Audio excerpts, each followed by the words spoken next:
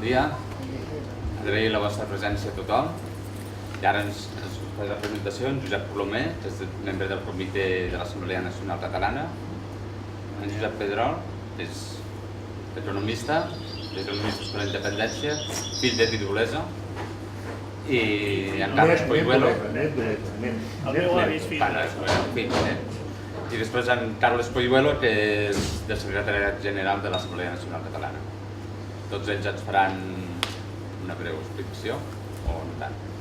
Ara comencem Josep Colomer, que és un membre del Comitè General, ens farà el seu PowerPoint i tot.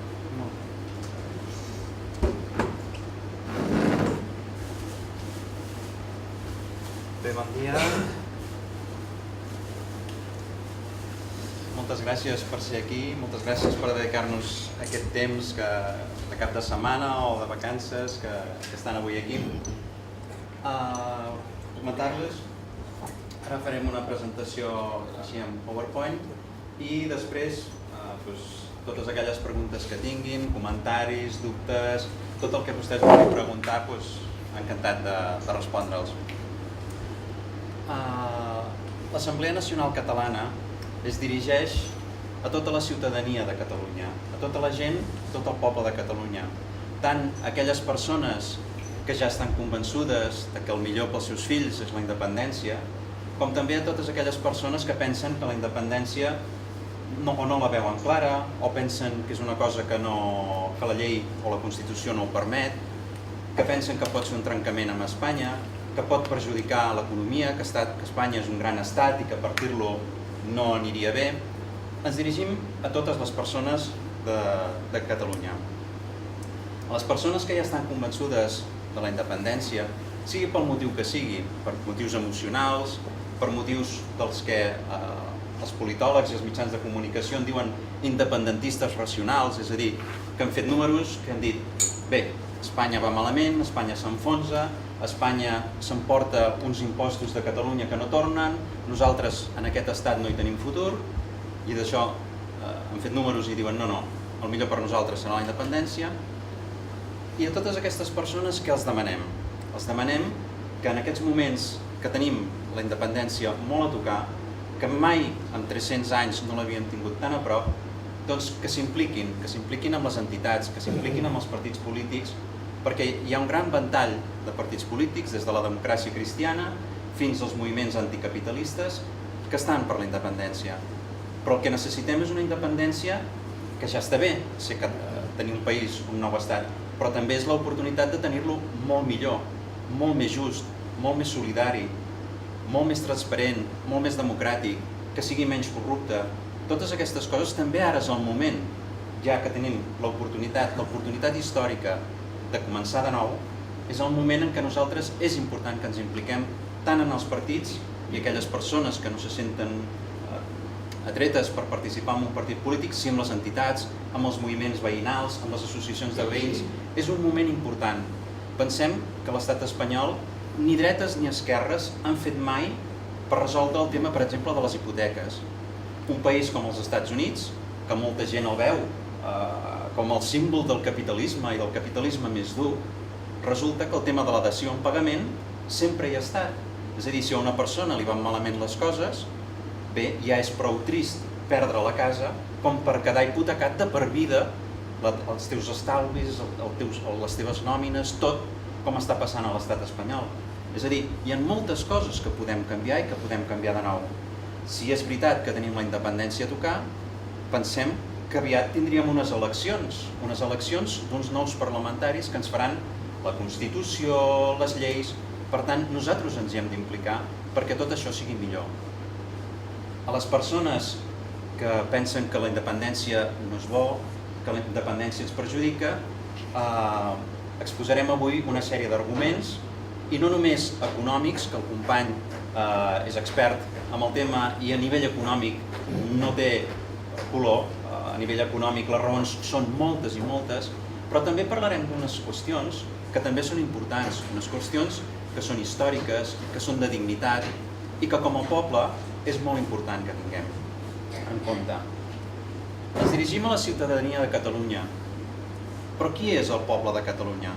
El poble de Catalunya té tres trets identitaris molt clars. Un és la llengua catalana. Vostès em diran, bé, a Catalunya potser hi ha la meitat de la població que no parla català. I és cert perquè a Catalunya ha arribat molta gent de generacions i generacions, com el meu avi mateix, que era burgalès, però si la gent d'aquí, si la majoria de la gent que viu en aquest país no volgués que el català fos la llengua dels seus fills i dels seus nets, no hauria funcionat la immersió lingüística. I la immersió lingüística ha funcionat perfectament a les escoles, no hi ha hagut mai cap problema. Pensin que un municipi com per exemple Cerdanyola del Vallès va multiplicar per 400, va augmentar un 400% la població en la dècada dels 50 i els 60 per gent que va venir d'altres regions d'Espanya. Si amb un 400% d'immigració de la resta d'Espanya no s'hagués volgut que el català fos la llengua dels seus fills i els seus nets, hi haurien hagut problemes molt greus com hem vist a altres llocs del món. Cerdanyola, per exemple, també, en aquests moments, és un municipi que està a l'Associació de Municipis per la Independència. Si aquest 400% que va arribar d'immigració de la resta d'Espanya no se sentís com a propi al seu país, estan d'acord o no amb la independència, això són coses diferents, però si no se sentís com a propi al seu país, això no hauria estat possible. Una altra idea que ens dona fins a quin punt el català és un tret identitari del nostre país és l'esforç que es fa des de l'estat espanyol per desmembrar la llengua catalana. S'ha arribat a l'absurd que en l'Aragó, que tenen una llengua pròpia, que és l'aragonès, actualment, segons la nova llei que es va aprovar en el Parlament de l'Aragó, el català que es parla a la Franja se la denomina aragonès oriental. És a dir, la llengua pròpia de l'Aragó ha passat a denominar una llengua que no és l'aragonès. Això és un absurd, és tirar-se pedres sobre la teulada per anar contra el català. I moltes més mesures que s'han passat, que estan succeint, des d'insults per persones que han utilitzat el català, ho veiem cada dia a les xarxes socials. Hi ha un altre tret identitari del poble de Catalunya, i és la immigració. La immigració, des de fa generacions i generacions, és el tret identitari del poble català. El poble català no és un poble que tingui un tronc comú, un ancestre comú, i digui nosaltres som una ètnia, volem la independència perquè som una ètnia. No, no és així. El poble català està fet de barreja de generacions i generacions. Hi ha una demògrafa, l'Anna Cabré, professora de la Universitat Autònoma, que va fer un estudi que estudiava des del segle XVIII les migracions a Catalunya. I ella deia, des del segle XVIII i probablement des del segle XV, a Catalunya la gent té pocs fills. No se sap per què, però la gent té pocs fills. Quan venen èpoques d'expansió econòmica, ha de venir gent de fora. Llavors es crea un cicle molt maco, un cicle que a molts pocs països del món passa, que la societat d'acollida, és a dir, aquella societat que acull la immigració, va rebent la immigració en una època d'expansió. Però aquelles mateixes persones que han arribat, elles mateixes o els seus fills, tornen a ser societat d'acollida de la nova onada migratòria que va arribant. I això ha fet un poble de gent molt emprenedora i tolerant.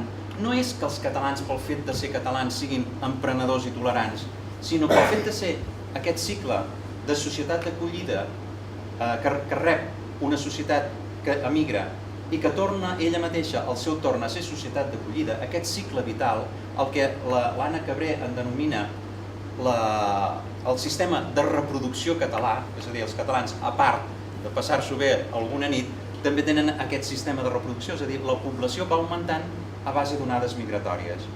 Vam fer un reportatge fa molt poc a BTV en què feien un reportatge sobre les barraques de Barcelona i posava la pell de gallina a veure com unes dones que estaven vivint en unes barraques a Barcelona estaven preocupades per les dones africanes i magribins que arribaven a les barraques de Barcelona. És a dir, elles que no havien pogut ni sortir d'un món molt difícil, però estaven preocupades ja pel món de les noves dones que estaven arribant i es preocupaven per les seves circumstàncies.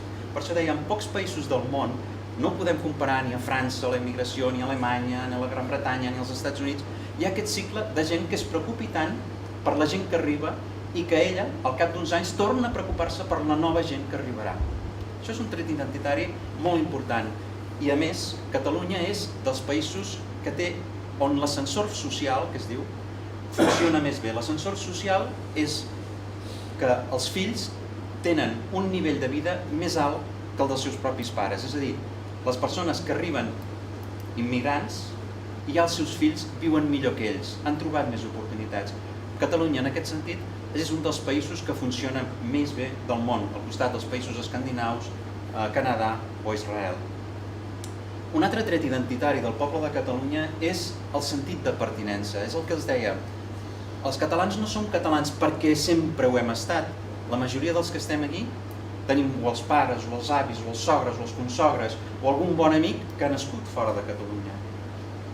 Però ho som perquè els catalans volem ser catalans, és a dir, no som catalans perquè ho som, sinó perquè ho volem ser, perquè se'n diu un sentit comunitari de voler ser catalans. I això, una cosa que hi ha contribuït molt, malauradament, és el fet de sentir-se tractat com una colònia. Catalunya no és una colònia, hi ha una democràcia, hi ha eleccions, però ja ho veurem, i sobretot els economistes encara ens ho poden explicar millor, hi ha un tracte colonial.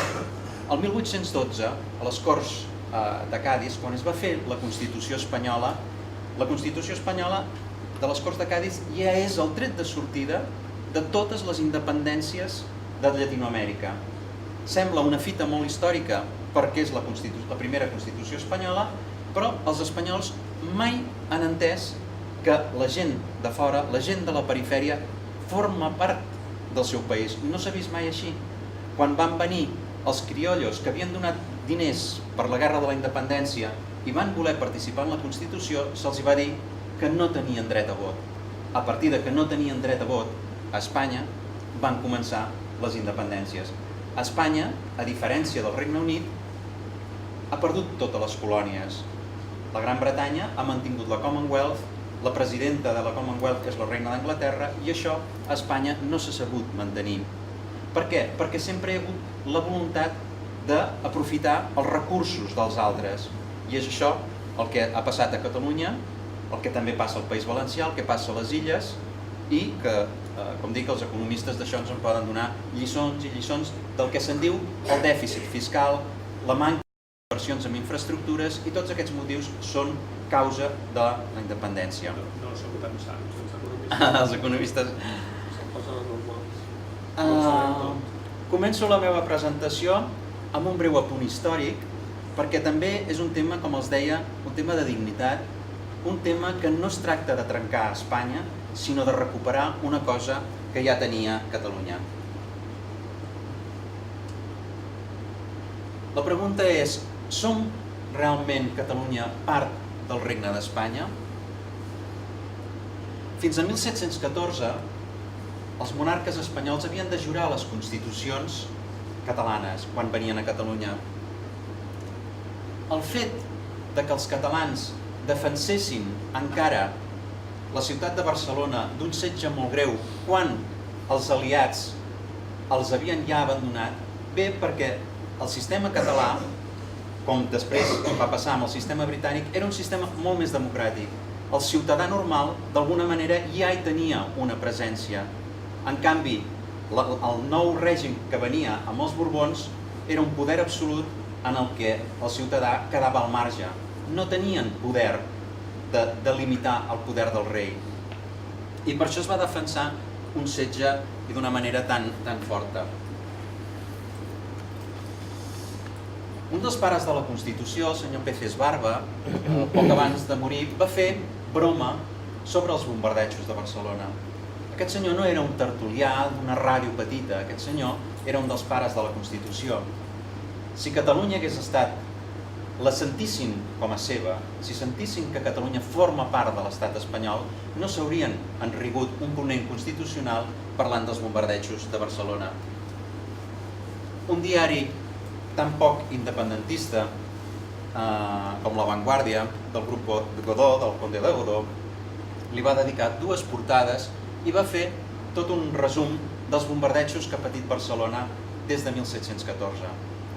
Quan expliques que Catalunya vol recuperar la sobirania de 1714, molta gent, de bona fe, progressista, diu, home, molts països han tingut guerres i això, no hem de mirar el passat, hem de mirar el futur, però des de 1714, al llarg del segle XIX, i ara tenen l'ocasió de llegir alguna qüestió d'aquestes, amb la novel·la aquesta del Sánchez Pinyol, el Victus, Barcelona, després de 1714, va ser destruïda, es va destruir expressament, es van tirar les cases a terra, d'una cinquena part de la ciutat. I allà es va construir una ciutadella per controlar i bombardejar la ciutat, igual que els canons que es tenien a Montjuïc. Una vegada el periodista Lluís Permanyer explicava que uns amics seus americans no entenien com Montjuïc, amb les vistes que té, no havia estat un Beverly Hills. I clar, no ha estat un Beverly Hills perquè durant segles allà han estat els canons que havien de bombardejar Barcelona, en cas que així es considerés des de Madrid. Doncs bé, al llarg del segle XIX, Barcelona tenia el que avui és un parc molt maco i molt romàntic, el Parc de la Ciutadella, i on hi ha el Parlament. Allò es va fer a base de destruir la cinquena part de la ciutat, crear una fortalesa que havia de controlar i bombardejar Barcelona sempre que fes falta. El general Espartero va dir que perquè Espanya anés bé s'havia de bombardejar Barcelona cada 50 anys. I això mateix, i això és greu perquè això s'ha mantingut durant tot el segle XIX. A més, el general Espartero va obligar, per humiliar Barcelona, no només amb una revolta de 1842, no només la va obligar a pagar una multa, la va bombardejar, va morir molta gent, es van destruir molts edificis, sinó que es va obligar que Barcelona dediqués un carrer a ell, el Duc de la Victòria, que és un carrer que coneix la Porta Ferrissa, que està allà a prop de la plaça Villa de Madrid. A l'última legislatura socialista, l'any 2007, estem parlant de 1842 fins a 2007, l'any 2007 es va lograr canviar una mica el nom del carrer i en lloc del carrer el Duc de la Victòria, el carrer es diu el carrer del Duc. No hi ha cap ciutat del món, de cap país democràtic, que tingui un carrer dedicat al senyor que la va bombardejar. Per tant, les coses no només van passar a 1714, sinó que s'han anat mantinguent al llarg del segle XIX, XX i part del XXI. Com els deia, el general Espartero deia això de bombardejar Barcelona perquè Espanya anés bé, però això és una frase que també va repetir el president Azaña, que aquest ja era un president democràtic quan anava camí de l'exili a l'any 39. Per tant, no és un tema, el tema de l'ocupació militar de Catalunya no és un tema només de 1714. També el general Franco, quan va fer unes declaracions a l'any 38 en els que deia que ell feia un aixecament, un alzamiento contra la República, però també una guerra contra Catalunya. I els seus generals li recomanaven que quan entrés a Barcelona fes com van fer els romans amb Cartago, que la van destruir tota i van tirar sal perquè no es tornés a recuperar l'agricultura. Per tant, estem parlant que això és un tema que ve de 1714 però s'està arrossegant encara. Quan aquest ponent fa aquestes bromes, per un país que està bombardejat no és un tema de broma. Amb la sentència de l'Estatut tenim el mateix, un estatut que aprova el poble de Catalunya, que molta gent ja el van votar dient, home, podia ser més, però què hi farem? A sobre, un polític tan important com Alfonso Guerra diu, le pasaremos el cepillo i no passarà nada. És a dir, és aquesta arrogància de dir nosaltres podem fer el que vulguem i a més no passarà res. El 2011 els dos partits majoritaris canvien la Constitució, però en canvi ens diuen que per fer un referèndum Catalunya no és legal i no es pot fer cap canvi a la Constitució, i en canvi quan va interessar sí que es va canviar la Constitució. Fixin-se amb el títol de la portada, consumen la fractura constitucional, és a dir, Catalunya ja queda al marge de la Constitució. I ara ens trobem aquí, ens trobem que es va crear el Consell Assessor per a la Transició Nacional i, basant-se en la legislació internacional sobre aquests afers, diuen, no, és que la Constitució no només pot permetre el referèndum és democràtic i el que és antidemocràtic és prohibir fer una consulta, prohibir fer un referèndum.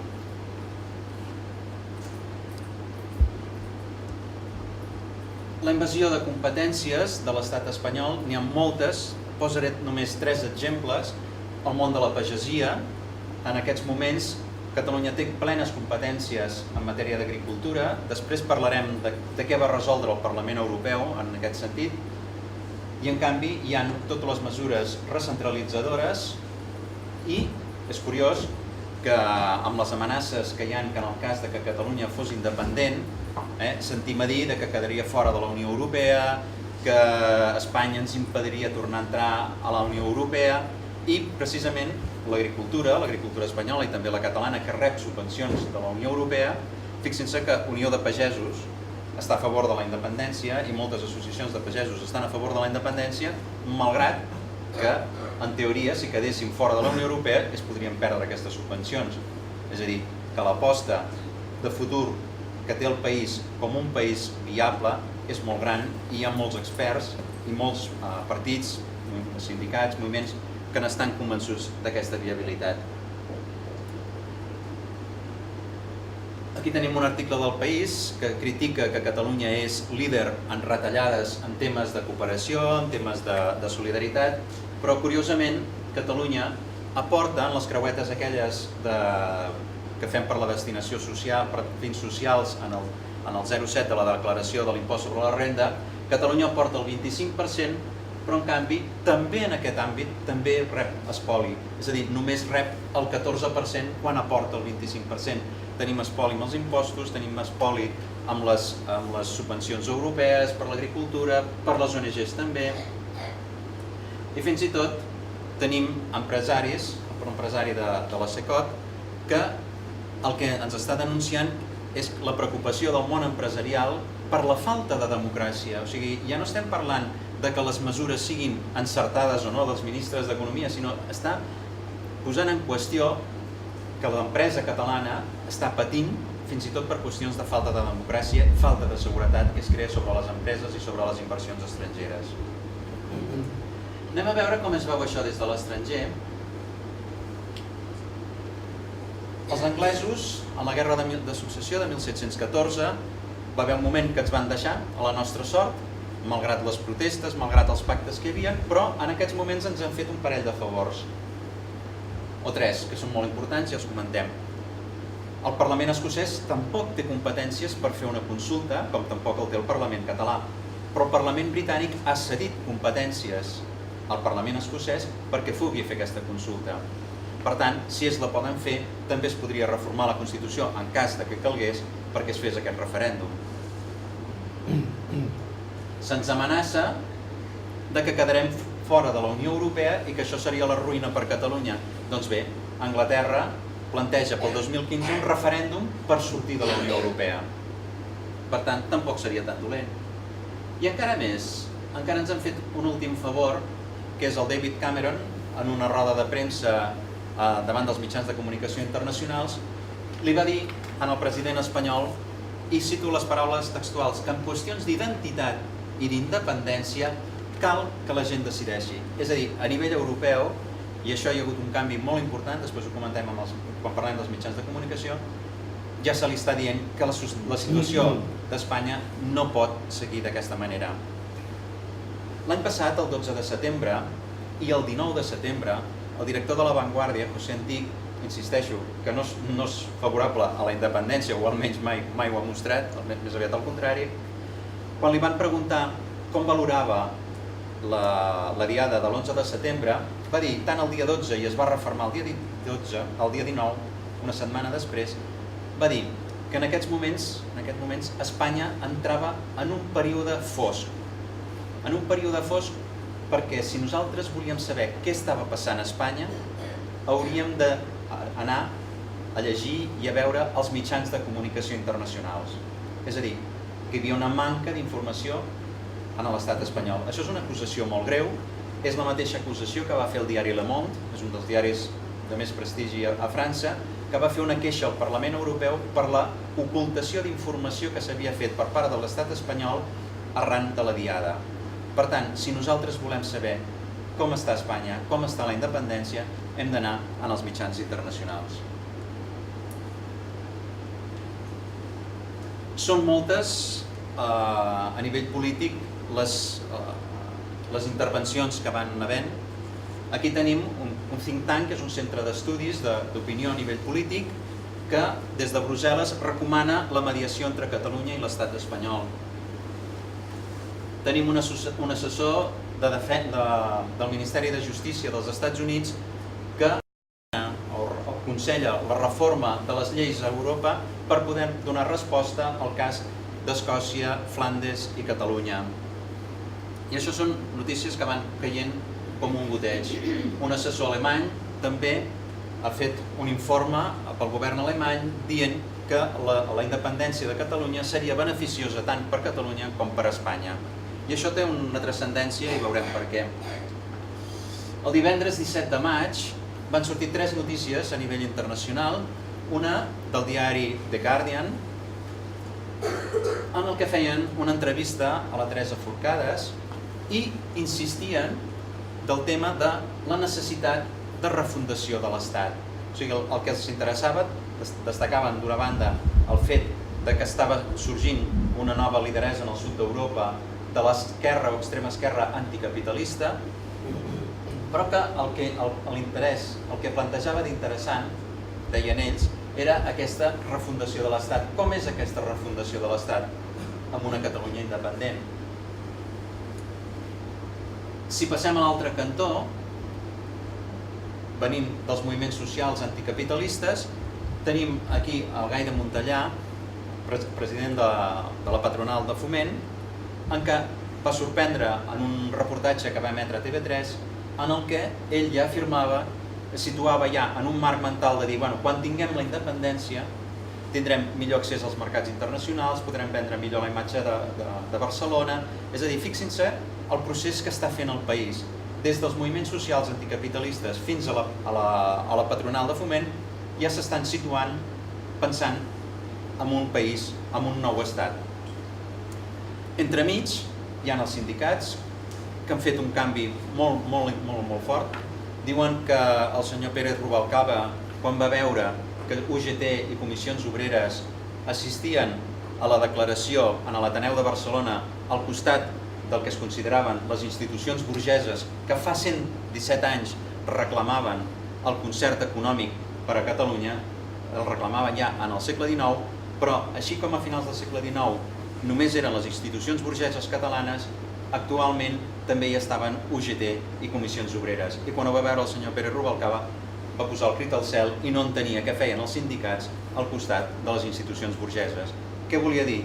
Doncs que els treballadors, els empresaris, els capitalistes, els anticapitalistes veuen que és l'única sortida que té el nostre país, que és l'única sortida que tenim per anar endavant.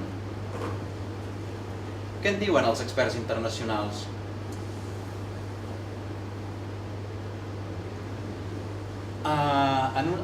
Anualment se celebren unes jornades luso-espanyoles a Extremadura i en el 2007 un regidor de Barcelona va portar un PowerPoint d'aquesta agència que assessora a la Unió Europea en matèria política i econòmica. Estem parlant de l'any 2007 i es veu que quan va presentar aquest mapa es va fer un silenci absolut a la reunió, es van quedar molt sorpresos. Fixin-se, en aquest moment, 2007, encara es pensava que Madrid era un centre financer important. No hi havia hagut els escàndols de Bankia i totes aquestes coses. Fixin-se, 2007, on està el mapa europeu per fer polítiques de desenvolupament, d'inversions? Què és el que interessa a Europa d'Espanya? Fixin-se que estem parlant pràcticament del famós eix mediterrani, València, País Valencià, Catalunya, País Basc, i ja insisteixo, el 2007 el centre financer de Madrid encara tenia credibilitat. Hem anat tinguent, al principi hi havia algunes valoracions positives sobre una independència de Catalunya. Aquí tenim la d'Edward Hugh, el 2010. Unes famoses declaracions que va fer Kenneth Rogoff, l'excap econòmic del Fons Monetari Internacional, que va fer unes declaracions al diari Expansión, que tampoc és un diari precisament independentistes, en el que explicava que una Catalunya independent seria un dels països més rics del món. Hi ha estudis de molts experts que parlen d'aquest concepte de megaregions.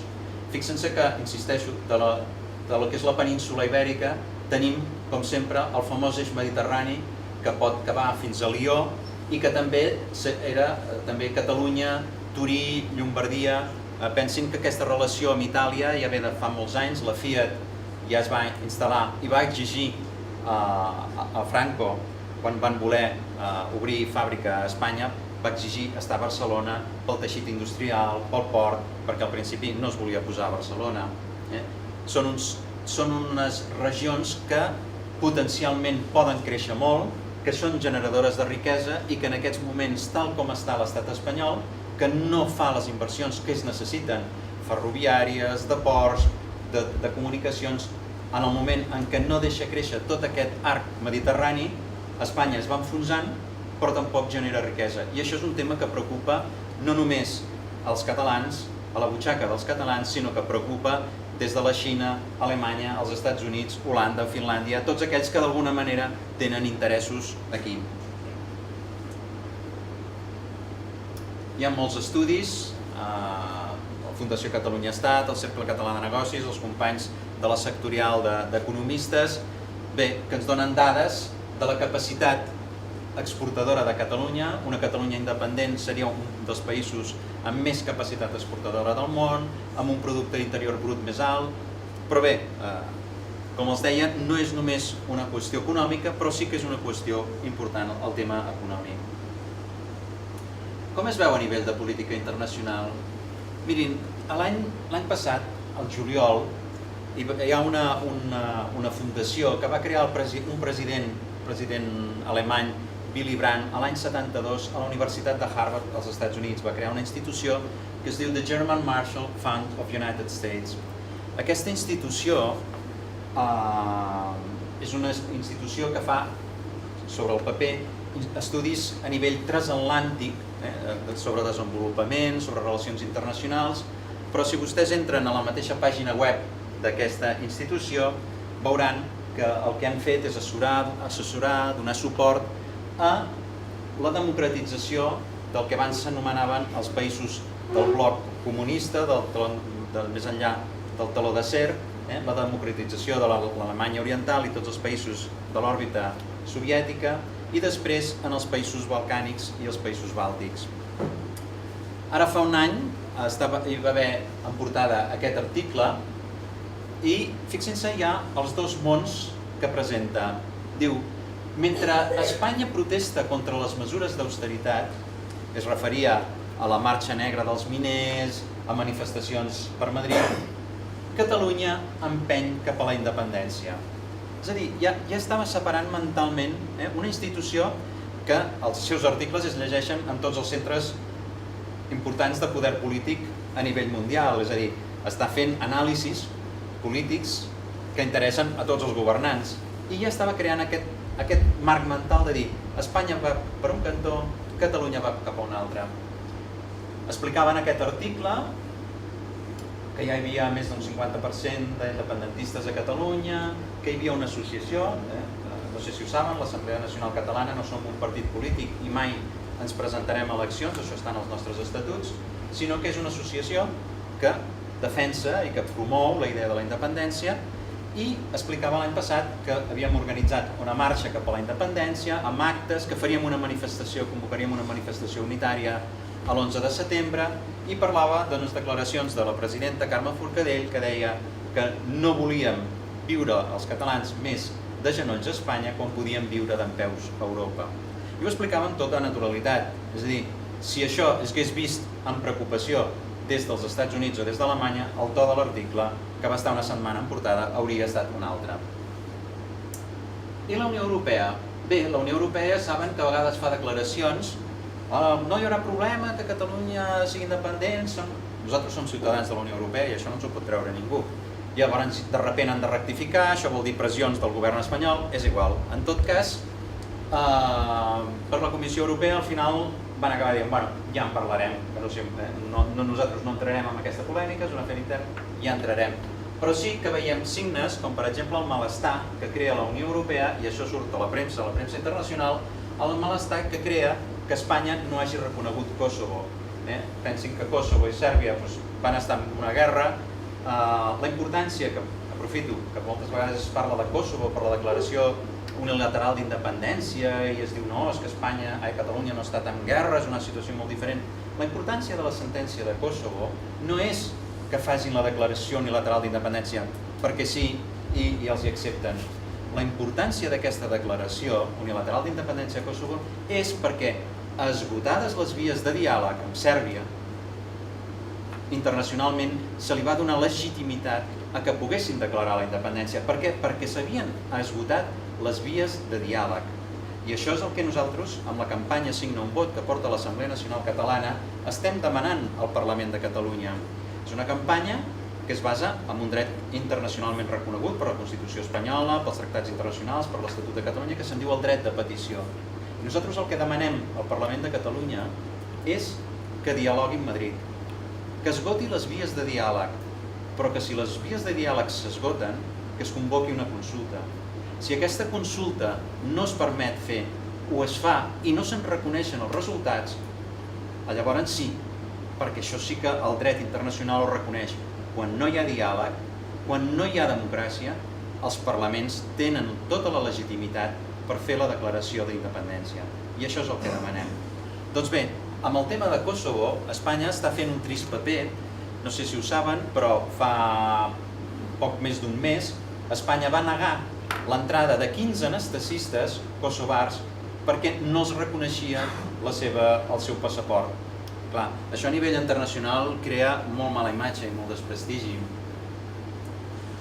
Fixin-se que aquí tenim una notícia del diari El País en què explica que la Unió Europea força un acord entre Sèrbia i Kosovo i no se'ls acut res més en un partit que té una certa repercussió internacional, com era un partit entre el Real Madrid i l'Atlètic de Madrid, del sector ultra treure una pancarta, aquí no es veu però ho poden buscar, que posa Kosovo és Sèrbia. És a dir, és tota una declaració que els espanyols continuen anant contra el reconeixement de Kosovo, que Espanya és només un dels 5 països al costat de Xipre, Romania, Macedònia i no sé quin més, però totes les potències mundials han reconegut Kosovo. Què més ens passa a nivell internacional? El Parlament Europeu, amb el vot dels parlamentaris espanyols, curiosament, va votar dues coses fa poc, estem parlant del gener de 2013, van votar que Brussel·les insta els estats a repartir de manera justa l'austeritat amb les regions. Què és el que entén Espanya, què és el que entén l'estat espanyol per repartir d'una manera justa el dèficit i la capacitat d'endeutament. L'altra cosa que va aprovar és que el Parlament Europeu proposa de suprimir els ministeris que no tenen competències. És a dir, l'estat espanyol aprova en el Parlament Europeu una cosa i Espanya n'està fent una altra. Què està fent Espanya? Si ja tenim la sanitat traspassada, per què hi ha un Ministeri de Sanitat? Si tenim la cultura traspassada, per què tenim cultura i sanitat o tots aquests, o Ministeri d'Habitatge, per què tenim tots aquests ministeris? Per què doblem l'administració i a sobre vol recentralitzar quan precisament en el Parlament Europeu aprova el contrari?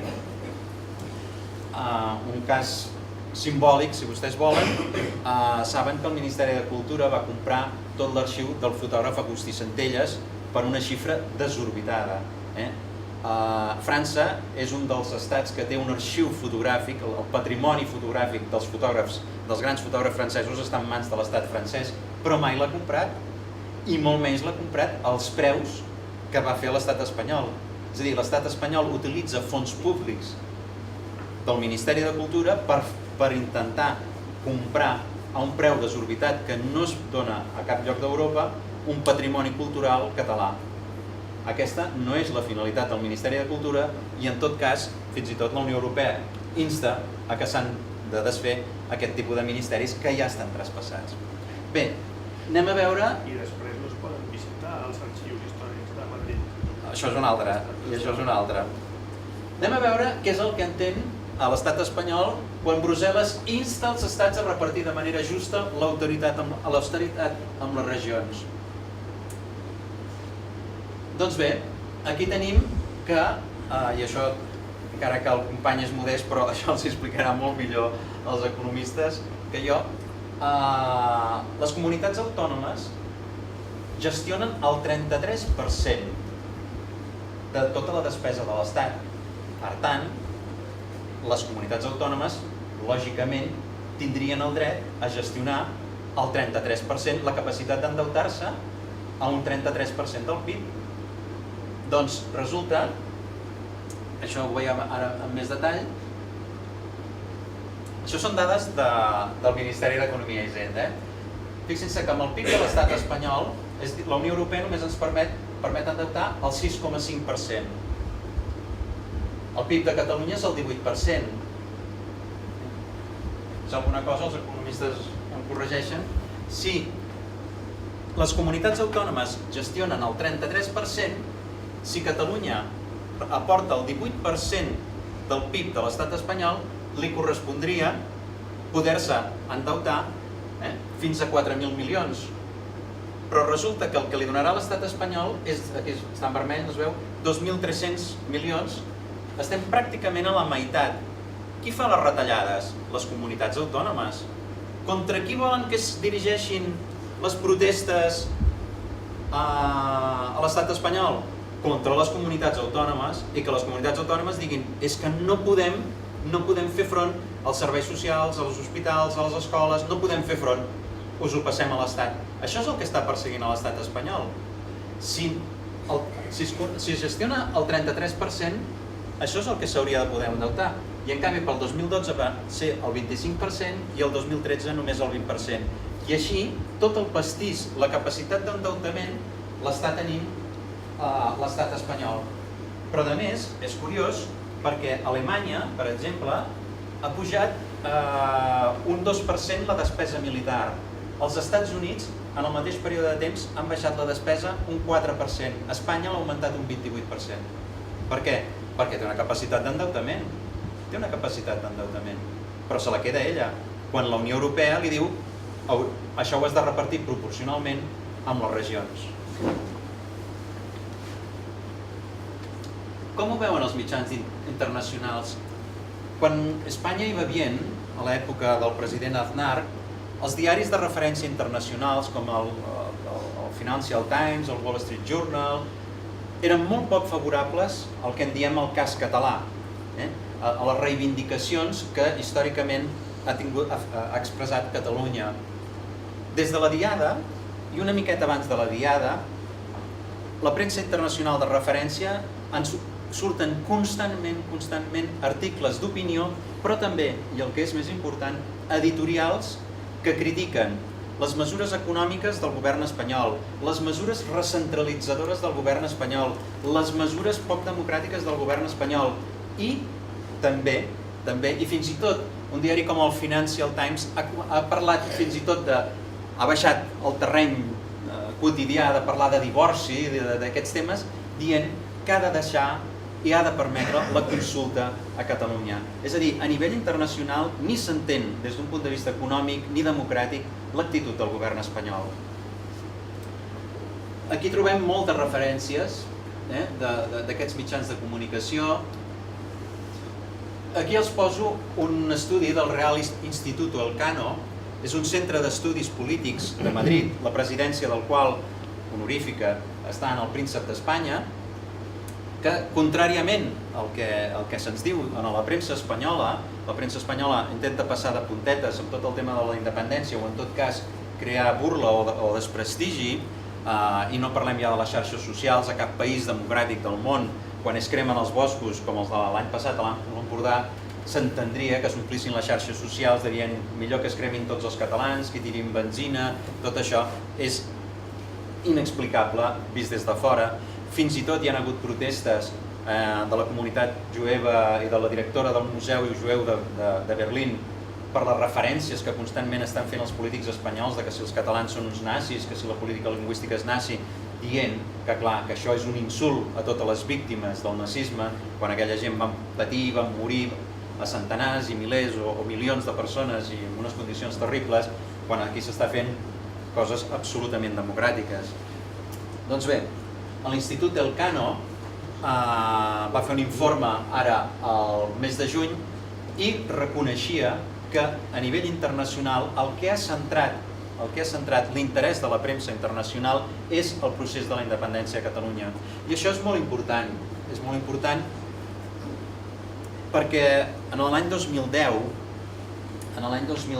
el president de la Xina, la presidenta d'Alemanya i el president dels Estats Units van trucar al president espanyol, a l'aleshores José Luis Rodríguez Zapatero, i li van dir que el dèficit, l'endeutament que estava tenint i el risc que estava suposant l'economia espanyola podia acabar arrossegant l'euro, i si s'arrossegava l'euro s'arrossegava l'economia mundial.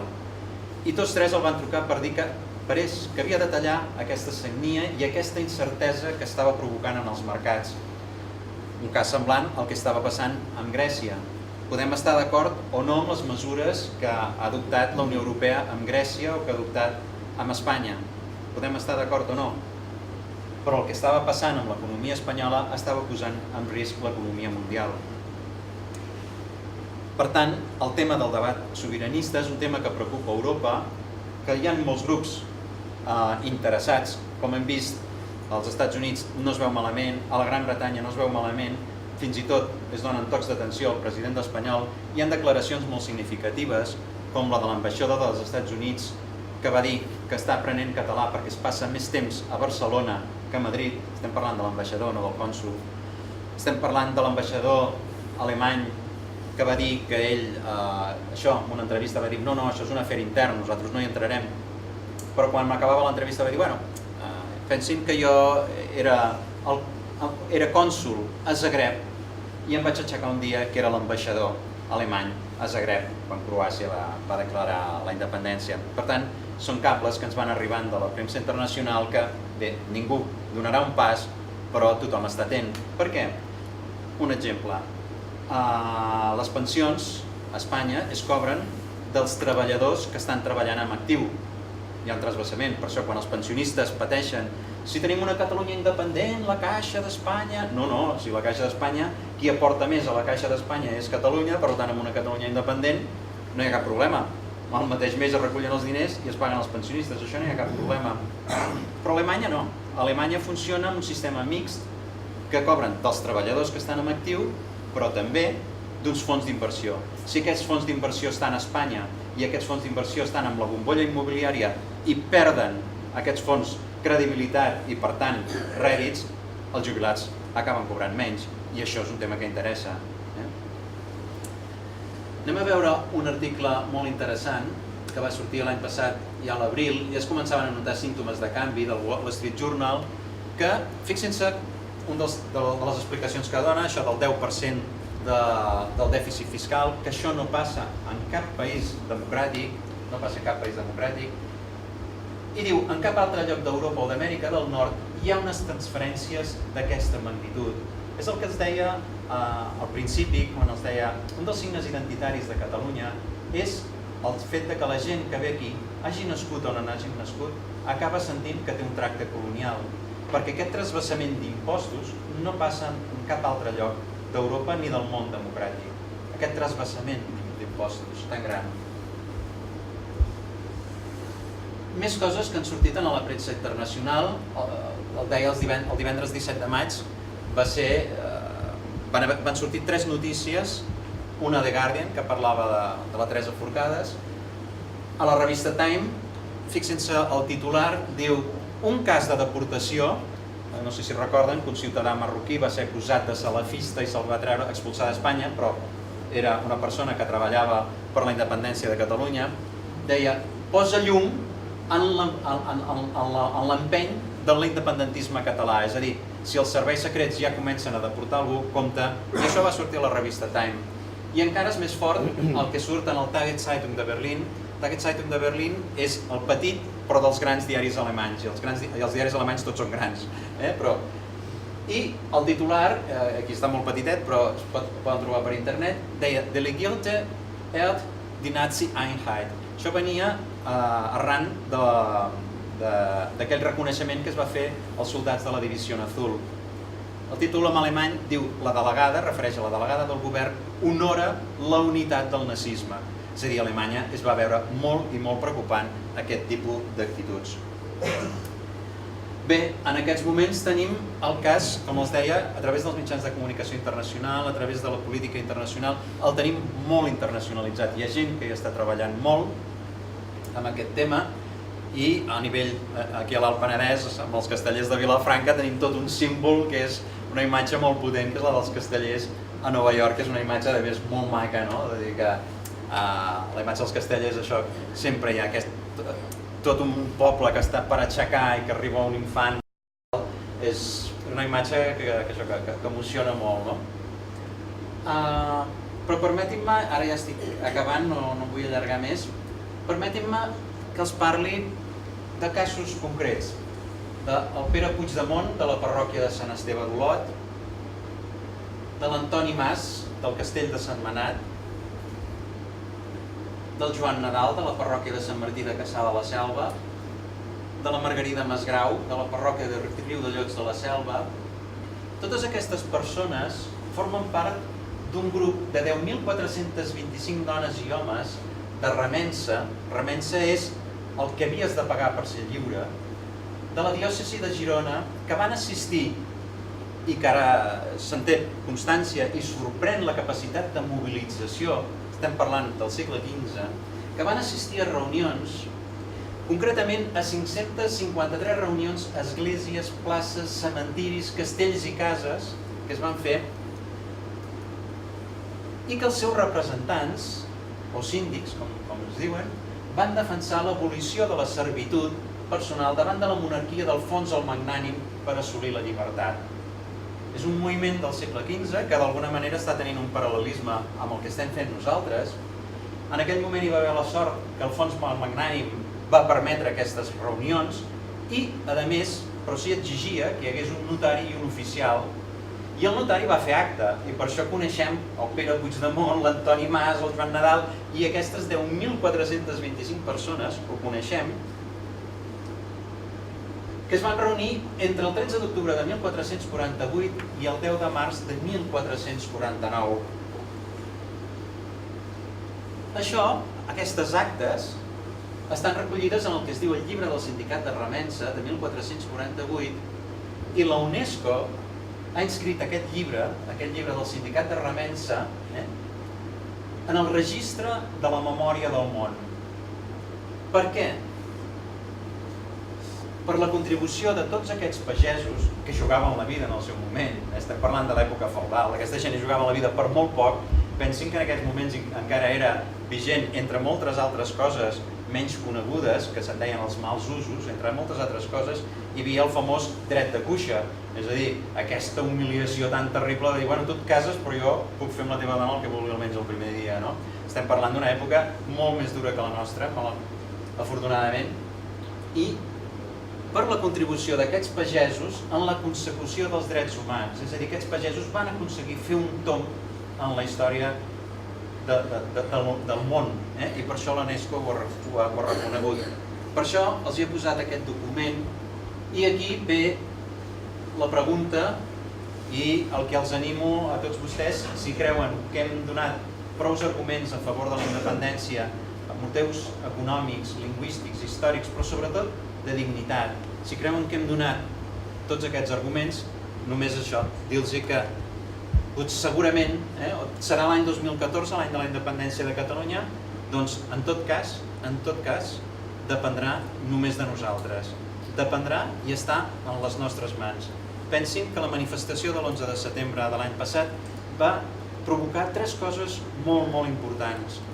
No només és 1,5 milió de persones que va sortir al carrer, va ser la manifestació més gran que es recorda a Europa després de la que es va fer per l'entrada dels aliats a París després de finalitzada la Segona Guerra Mundial. Estem parlant d'una manifestació històrica i aquesta manifestació va provocar tres coses. Una, les eleccions anticipades, en la que ja realment els partits es definien si estaven a favor de la independència, a favor del dret a decidir o en contra de les dues coses. Ens va donar un Parlament molt clar, un Parlament que va votar a favor de la declaració de sobirania, que la declaració de sobirania ja és un camí sense retorn. La va votar per 2/3, i aquest és el titular que va veure la premsa estrangera. 2/3 del Parlament català va votar a favor de la declaració de sobirania. I això va provocar un canvi en els mitjans de comunicació. Ja els dic, quan Espanya hi va bien, la premsa internacional no era gens receptiva a totes les demandes catalanes, ara ho és i molt, Vam tenir unes eleccions al Parlament que ens van clarificar on estem i qui és qui, i a més va permetre aquesta declaració de sobirania que enllaça en les declaracions a favor del dret a l'autodeterminació del Parlament català. És a dir, no és una circumstància, no és un tema de la crisi, sinó és una cosa que ja ve de temps i temps, i com els deia, a finals del segle XIX ja es feia una reclamació del concert econòmic per part del poble de Catalunya. Doncs bé, jo acabo aquí la meva intervenció, si després volen fer preguntes, i només d'això, depèn de nosaltres.